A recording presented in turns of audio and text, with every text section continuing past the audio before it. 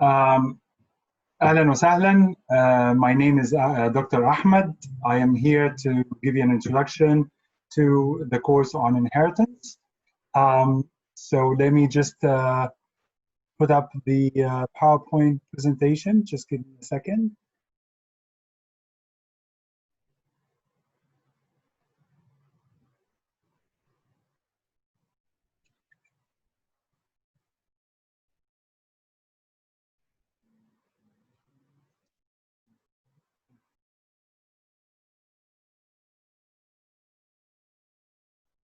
Okay.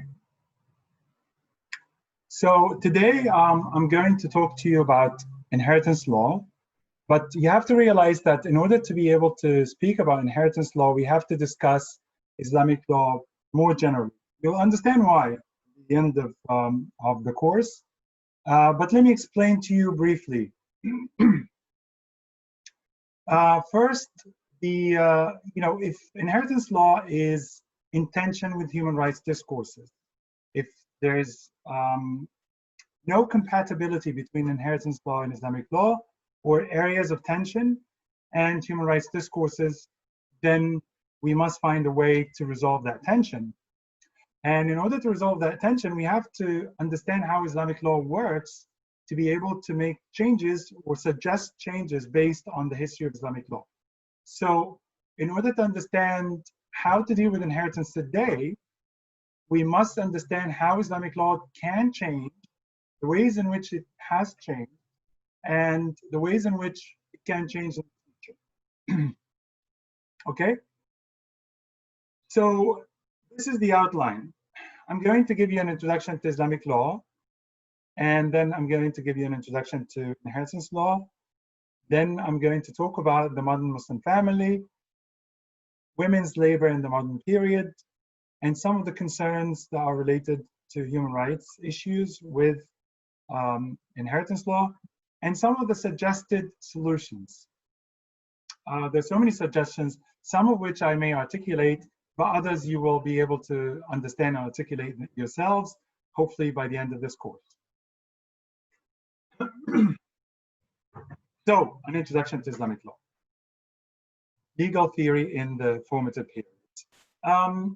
So, what is Islamic law? Islamic law is a religious legal system. So it's based on law. Unlike, for example, Roman law, which is based on secular articulations, often articulations of the law imposed by the sovereign. Islamic law is supposed to be linked to the divine, linked to the religion of Islam. Okay, so it's in a way, it's conceptualized as different from secular law, yet it accepts certain elements of secularism, or not secularism, elements of secular law within its confines. But let's talk first about the Prophet. When the Prophet was alive, the law under the Muslim state that was led by the Prophet was the law that was articulated by the Prophet. So there was no problem. The Prophet said something, it was law, whether it came from the Quran, his understanding and interpretation of the Quran became law. If the Prophet adjudicated, because he acted as a judge, if he adjudicated between two individuals, then that adjudication became a precedent of sorts. So the Prophet, what he articulated was law, unless it was, it was given as non-law. So for example, there's the famous case where the Prophet asked people to pollinate the dates in a particular way, and he followed the Prophet's advice, and the harvest was not good. So he said, well, this is a secular matter. This is a matter that's related to your affairs. It's not law, so you know your affairs better than I do. So this is an exceptional kind of case. But if the Prophet, for example, if there's a case of divorce, this is a case of law, and the Prophet adjudicated on that case in a particular way, that was the law. Whether the source of that law was the Quran, the Prophet's understanding of the Quran, or the Prophet's interpretation of the whole message, even if it's not mentioned in the Quran, and that is considered a form of revelation from God within Islam. Okay. So when the Prophet passed away, the situation was a little complicated, but not so complicated, because the rightly guided caliphs had such a huge stature that what they articulated gained a status similar, not quite like the prophets, but approached the prophets, definitely higher than the status of later caliphs or later jurists. So when Omar or Abu Bakr adjudicated on some issue, the understanding was they must have understood the prophet that way, and therefore their adjudication must be the closest possible understanding to the Quran, to the legacy of the prophet, and therefore their articulations were considered, let's say, semi or quasi-legal, almost law. But the problem is there are many Sahaba, companions of the prophet, and they disagreed. So you can't really treat all of them as law, but they become arguments for certain positions. Whereas when the prophet was alive, it was just one position, and that was law. There's an obvious problem with this, which is basically how do we know that the prophet actually adjudicated in this manner? Because sometimes there's hadith attributed to the prophet in which adjudication on matters, say, of inheritance were contradictory with other hadith. So how do you know which one is the true judgment of the prophet? So that created another issue. So when the rightly guided caliphs died, and there was a process in which let's say about 100 years after the prophet died, let's say around early, because the prophet died in the beginning of the 7th century, like after 2 decades of the 7th century. And so when the prophet died, the rightly guided caliphs died, we have a situation in which there are now caliphs that are more sort of they don't have the weight of the caliphs. So like Muawiyah ibn Abi Sufyan, he doesn't have the weight of someone like Omar or Abu Bakr. And these people were more, they didn't hold a lot of religious power. Their power, because a lot of people in the Muslim world at that point did not even acknowledge them as leaders of the community. Muawiyah, there were civil wars, there was huge division within the Islamic State at that point. So in the early period, people started making laws based on geographies, and even during the times of the rightly guided caliphs, once Islam expanded beyond Arabia. So you have Muslims in Egypt, North Africa, Iran, Syria. So territories that used to be under the control mostly of the Sassanid Empire, Persian Empire, and the Byzantine Empire. So the Byzantines were in Egypt and Syria, for example, and the Sassanids or the Persians were in Iran. So once Islam has expanded beyond Arabia, it came in contact with many legal traditions that were very different from Arabian tribal laws. And under that context, there were many different legal systems that coexisted, let's say, in the early Umayyad period, but even earlier than that, even under the rightly guided caliphs, there were laws in Egypt that were maintained when the Muslims came. So administrative laws, for example, certain laws that were not mentioned in the Quran. So, I mean, the Quran has only 500 verses that are related to law. The rest is non-legal. So you cannot base a legal system on the Quran. You can base maybe 5% of a legal system or 4% on the Quran. The rest has to come from elsewhere. So Byzantine Egypt, Byzantine Syria, Sassanid Iran, all these places had their own administrative systems and local traditions, and these became parts of the legal systems of these regions under Islam.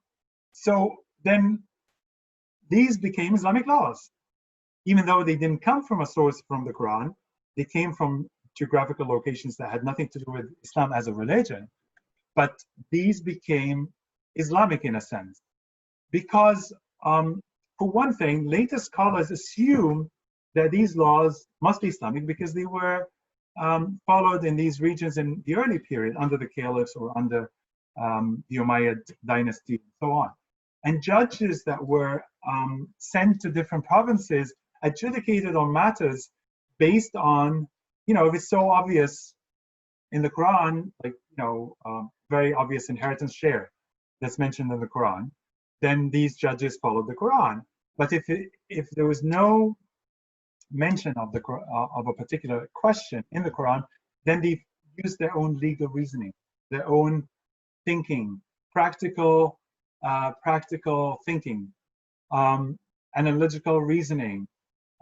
So they decided based on the sense of justice in a way similar to the common law tradition, where justice is a more general term that you can derive certain rules based on, and by comparison or analogy to other legal rules that you already know. For example, if, for example, a certain kind of alcohol that they encountered in, let's say, Syria is different from the alcohol types of alcohol that were prohibited in Arabia, by analogy, extend the ruling of prohibition from the known alcohol that was used in Arabia to the unknown alcohol that's used in Syria. This is analytical reasoning. And of course, you've studied law and you know what analytical reasoning is. And if you have questions about that, I don't want to state the obvious. So if you have questions about that later, you can ask me when I give the lectures live on Zoom. It's not Skype, it's Zoom. Okay. So in the formative period then, formative period often, people vary over what is the formative period. They say the first 200 years of Islam. This is the formative period. This is the period, or maybe even the first 150 years of Islam. This is the period when most Islamic law was made. It's already done, right?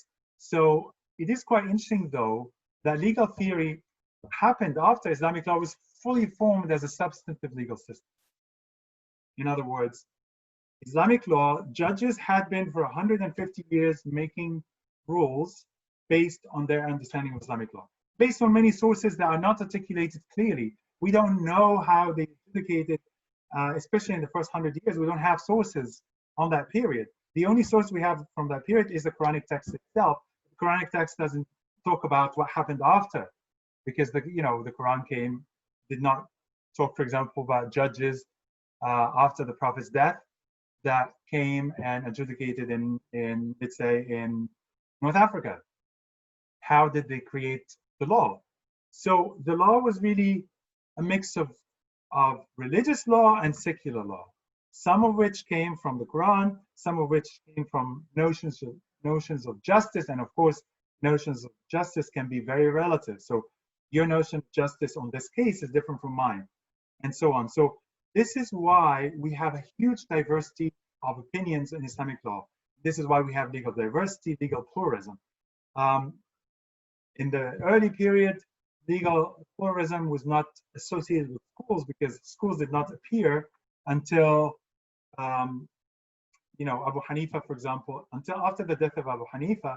So we are talking about the late 7th century, probably an early 8th century, that we can start, actually more early 8th century, that we can start talking about schools of law, like Hanafi, Shafi'i, Maliki, Hanbali, even though the people who founded the schools came before that. But when they died, there wasn't really a fully formed school that was created over time, cumulatively by their students and the students of the students and so on, the creation of a community of scholars that gave rise to school. Okay, so we've agreed now that in the early period after the Prophet's death, the rightly guided caliphs, there was a mix of different schools, different legal opinions based on religious law and secular law. Okay. Some of these sources of law, so if it's the Quran, then it's not a source that's rationalist, because the Quran says, for example, that the share of inheritance to a sister is half of that of a brother, or the brother gets twice as much as the sister, for example. So in that case, that's not really rationalist. It's based on the textual sources. You take it, you apply it as it is, without trying to figure out exactly what the share is, because you already know. The Quran already told you in this case. But there's so many other cases where the Quran doesn't say. So on inheritance, on so many questions of criminal law, a very good example. In fact, it's a very good example, because the crimes mentioned in the Quran are very limited. There is an entire area of criminal law that's called ta'zir, which is discretionary. The judge decides, and that's all not based on Islamic law. It's not specified in the Quran, so you have to rely on your own reasoning, on your own thinking, or your own rational thought. And therefore, the sources of Islamic law in the formative period were mostly rationalist. Some were geographical. Some came from Roman legal systems. Some came from Persian legal systems, and so on. So that's the difference between texts like the Quran, which came from God, and rational thought, which came from your mind. The difference is that what came from God, oftentimes, if it's clear, like share of inheritance, then there's really no disagreement over that, and it's not relative. Whereas if it came from rational thought, then it becomes relative, because people have different ideas about justice, or about what a particular analytical reasoning means, how to derive a certain law based on our analytical reasoning, and so on. Yes, and so on. So in that case, rational thought gave rise to legal pluralism much more than textual sources. Of course, the textual sources can sometimes give rise to legal pluralism if there's disagreement over the meaning. Sometimes the meaning is clear, sometimes it's not clear. When it's not clear, then we have legal pluralism, and that's because we have rational thought, because people are thinking, what does that mean? So they have disagreements over what it means, and therefore they employ their brain, their rational thinking. The problem with rational thinking, besides the fact that it's relative, it does not come necessarily from God. How do you know it comes from God? So for example, if 5 people, let's say 4 schools, disagree on a particular case because there's no clear text. So we have 4 different rules on this particular question. Which one is correct? Because there's one, supposedly, according to some philosophers in the early period, in the formative period of Islamic law, supposedly there's one case, one rule that's correct, that is Islamic law, as God intended it. And the other 3 are not Islamic law. They are attempts that failed, attempts at understanding the text that failed. And there's one that's correct, okay? So we're going to talk about that later, the question of truth. What is truth? It's truth but relative. If 4 different people disagree, we don't know which one is correct, then truth is all of them, or just one of them, we just don't know it.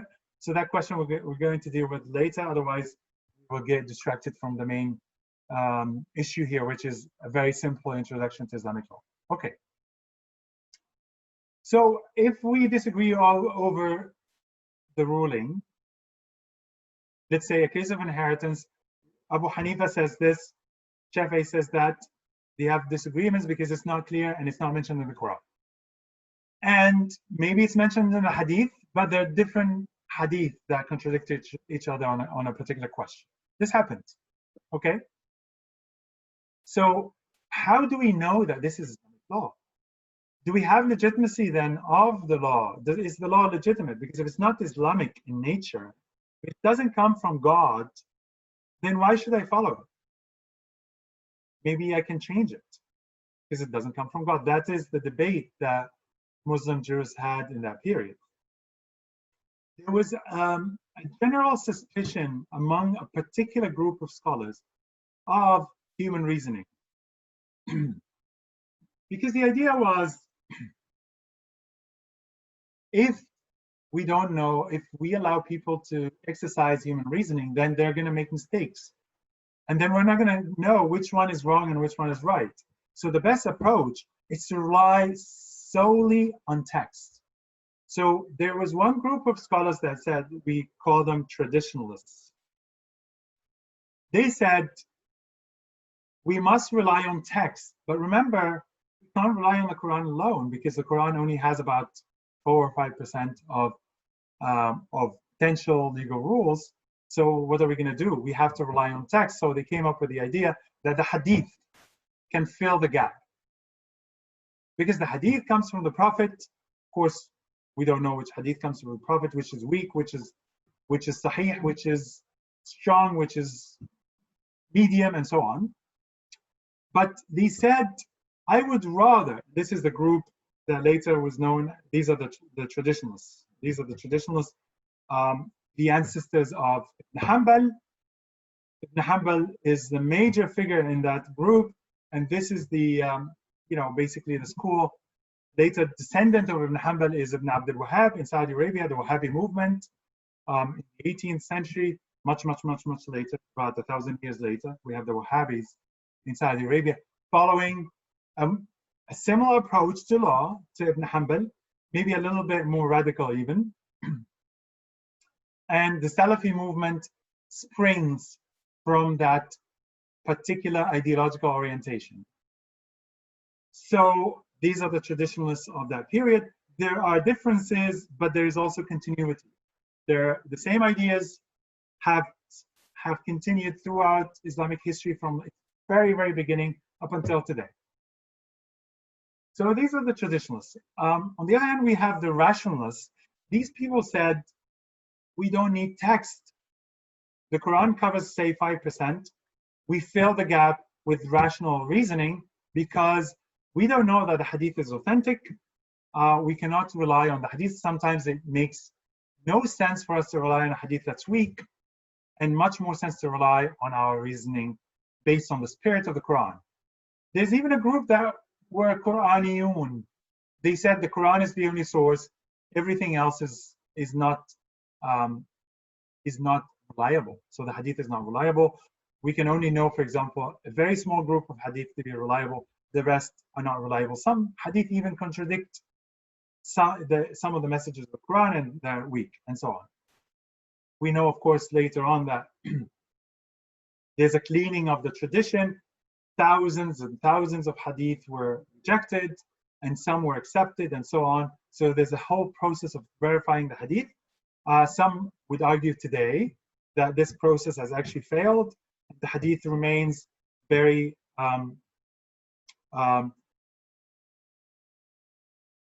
some hadith remain quite weak.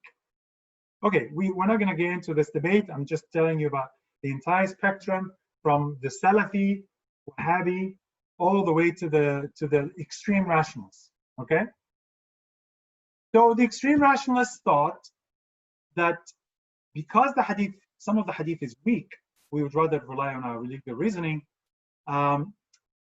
We can also rely on the Quran for general guiding principles where there's no clear text.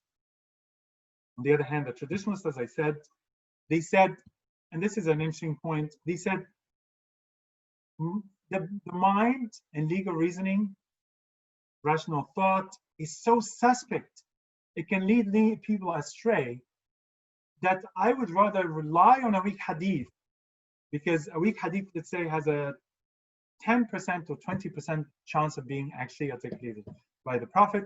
A strong hadith has, say, or a medium hadith has 70% chance of being actually authentic. A strong hadith has 90% chance, for example, of being authentic. So there is a probability. And by the way, these are not my words. These are the discussions that were going on at the time in the late 7th and early 8th century and onwards. So they say, the traditionalists, I would rather rely on a weak hadith than on rational thought, because rational thought can lead people astray. And we know, for example, that taqlid of the ancestors is rejected in the Quran. So for example, there's the verse هذا ما وجدنا عليه آباؤنا.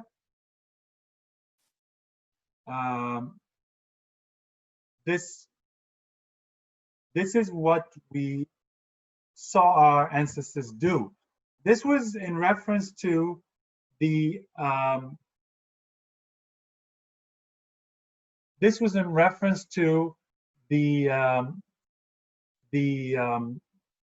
worship of idols. So they exercised taqlid.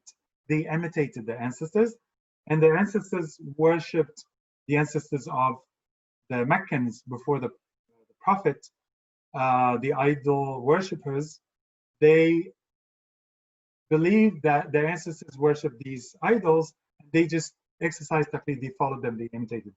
This is why there was a suspicion of human reasoning and taqlid. Human reasoning, when you exercise human reasoning, or you do analytical reasoning or some kind of rational thought to come up with a legal rule, and then the person after you in the next generation follows that rule, what are they following?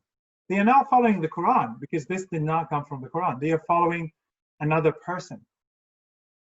So it is a taqlid, it's an imitation similar to the one that's prohibited in the Quran.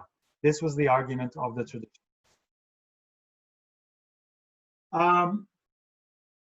So the debate between the rationalists and the traditionalists was so heated, and there was violence even between the two groups. Ibn Hanbal was imprisoned in connection with the createdness of the Quran, the Khalq al-Quran, the Mihna, the question of whether the Quran is created or eternal. This is a theological question we don't need to get into. So that debate between the two was resolved somewhat by Shafi'i. He came in the middle between the two and said, I'm creating a legal method, a legal methodology, where the sources of law are somewhere between the traditionalists and the rationalists. So the traditionalists,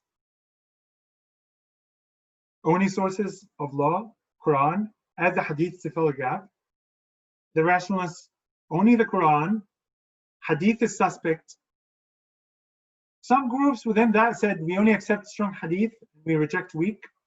Another group said we reject all the hadith because we don't know, even the strong ones, we don't have certainty that they are actually strong. Different differences even within each group, of course. It wasn't simple like that. So the rationalists said, some of them said we accept only the Quran and some hadith, or only the Quran and rational thinking. But rational thinking fills the gap of, that is left by the Quran and the strong hadith. Ash-Shafi'i said, my legal theory is the Quran, the hadith. So he moved more towards the traditionalists because he accepted the hadith. Consensus, the consensus of the community, which is rational. In a way, it's rational, but it's in a way also is textual.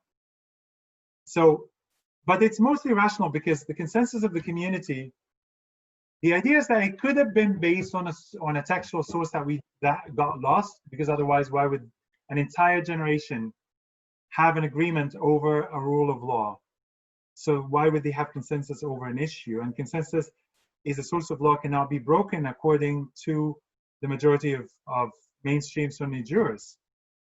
I'm talking here, by the way, only about Sunnis at this point because I'm an expert in Sunni law. The Shia law has its own legal system. There's so many similarities, though. The differences is minimal.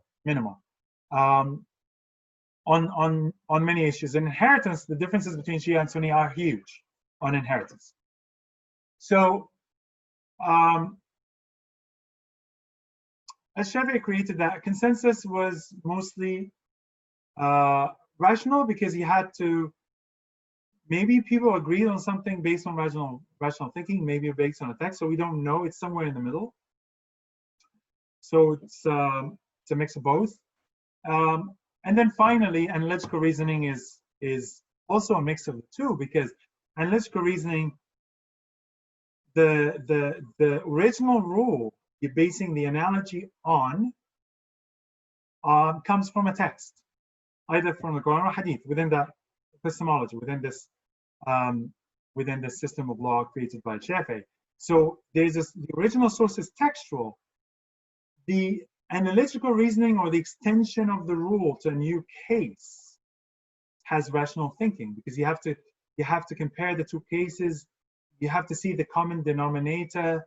You have to see whether there's a difference that makes them two different cases, and so on. So there's rational thought there as well. But the original case is textual, so it's somewhere a mix of the two. So the debate is resolved by Shafi'i, but Abu Hanifa tends more towards the rationalist camp for reasons we don't have time to explain, and I don't want this to be more than a straightforward, simple introduction. It's much more complicated than that, of course, but I want to get through this as fast as possible so that we can get to the real meat, the issue of inheritance. So, okay, let's move on then. As I said earlier, it's similar. Oh yeah, the Abu Hanifa, mentioned earlier that Abu Hanifa was more the rationalist, on the rationalist camp, the school that was created after his death. Ibn Hanbal is on the other extreme, basically the father of Salafiyya, Salafi movement. We can think of it in that sense. So we have Abu Hanifa, Ibn Hanbal. Al-Shafi'i is in the middle because he created the synthesis, some middle position between the two. Malik is somewhat closer. So if Abu Hanifa is here, Malik is there. Shafi'i is here in the middle, and then Ibn Hanbal here on the far right. Okay. I try to simplify it, but obviously it depends on the question. So some questions you may find Abu Hanifa is closer to textual sources than a Shafi'i on a certain issue, or vice versa on a particular issue. But generally, in terms of the general overarching methodology, this is the spectrum where they fit historically. But of course, certain questions vary. This is why some people sometimes ask me, which school? I mean, here in Canada or in the US when I'm giving a conference or wherever I am, one of the most common questions I get asked by scholars of other areas, or even some scholars of Islamic law who are not as knowledgeable about the school system and its history, but also lay people. They ask me the same question: which of the four Sunni schools is the more lenient? And I always say it depends on what question. But of course, simply put, you could say that the Hanbali is more sort of less lenient on many issues. But even the Hanbalis, even though generally we consider them to be the most Salafi or the most textual, texts are very important to them.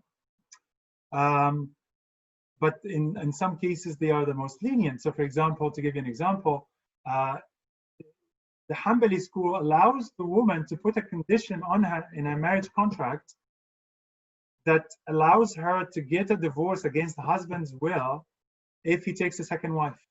None of the other schools allow that. So this is something that, you know, is used to advance women's rights. The modern period, even in the pre-modern period, in some of the Ottoman courts that I've looked at, certain Hanbali rules were used to advance the rights of certain individuals like women and so on, even though it is in a way the most Salafi, but because they have a methodology, they have a certain approach to contracts, marriage contract or a divorce contract, these are contracts. So they have a laissez-faire approach to contracts, where, you know, if you agree on something in a contract, oftentimes, unless it's something clearly that's prohibited by law, then it's okay. So they don't see any harm in allowing a woman to stipulate something in the contract that is not prohibited, you know, to them. To them, you know, it is possible for a woman to stipulate a contract that the man should not take a second wife. If he does, she gets a divorce. She cannot stop him from taking a second wife. She just gets a divorce if he does. Whereas in the Hanafi school, or in the other schools, she doesn't get an automatic divorce. She has to prove harm. And oftentimes, the second marriage is not linked to harm. You cannot prove harm according to the tradition. Of course, in the modern period, that changed. But according to the pre-modern period, according to the tradition, taking a second wife is cannot be a justification for divorce by itself, unless harm is defined very narrowly.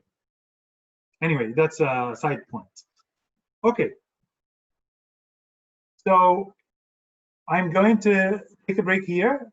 So this is now the very beginning of the introduction to Islamic legal theory, Islamic law. So this is installment number 1. I will make similar installments that cover the issues of this course.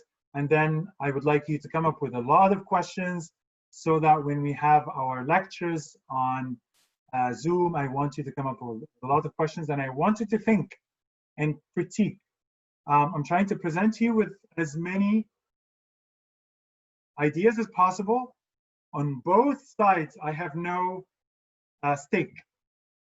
I have no ulterior motives in trying to focus on one position or the other.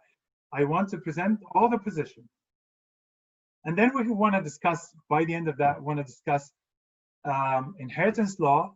Basically, an introduction to inheritance law is essential. And then after that, what are the issues of tension? How can we deal with these issues? Assuming that we all agree, or don't, I don't know. We all agree that human rights discourses are important. So when there are tensions, can we make Islamic inheritance law more compatible, or is it always going to be in tension? Or if you disagree that it's in tension, we can also discuss that. So wait for the next installment. Thank you very much, and look forward to meeting you all. Thanks.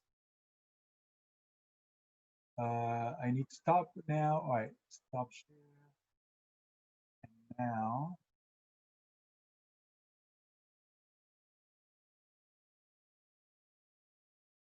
Okay, so let's continue a little bit of the introduction now.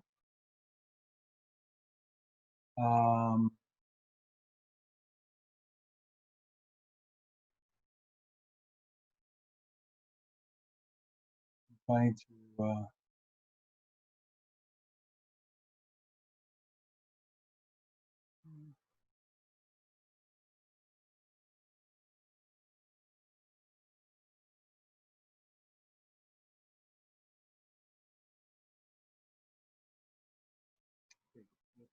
I hope this works.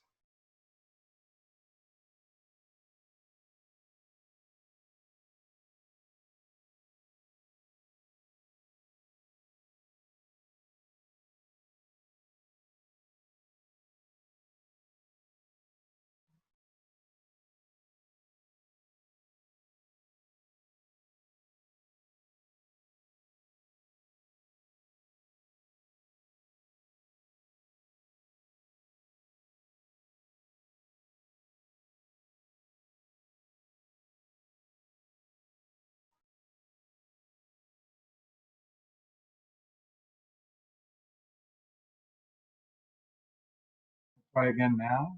Try to share. I hope this works.